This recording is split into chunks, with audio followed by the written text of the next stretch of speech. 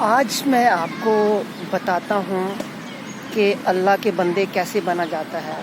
ویسے تو سرسری طور پر لوگ ایک دوسرے کو کہتے ہیں اللہ کے بندے، اللہ کے بندے۔ اللہ کے بندے تو سارے ہی ہوتے ہیں، لیکن کچھ اللہ کے خاص بندے ہوتے ہیں، نیک بندے ہوتے ہیں۔ آپ نے دیکھا ہوگا کہ یہ جو سورج ہے، یہ اپنی حرارت، روشنی اور ہر قسم کی پاور جو کہ اس کے پاس ہے، وہ اچھے یا برے کی تمیز کیے بغیر ہر کسی کو دستیاب رہتی ہے۔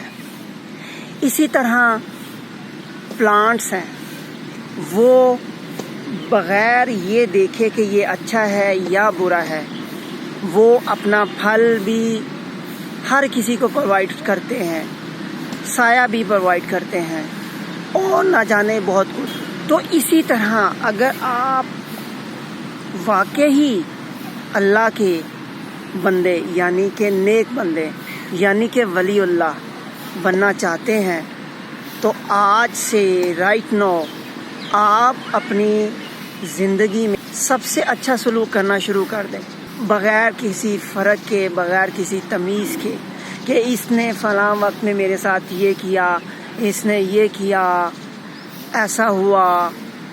یعنی جواز ڈھونڈنا بند کر دیں۔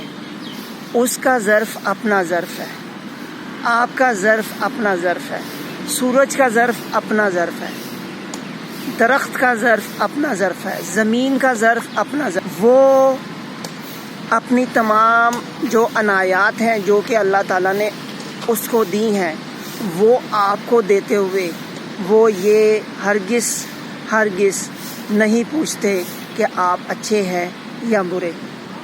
تو لہٰذا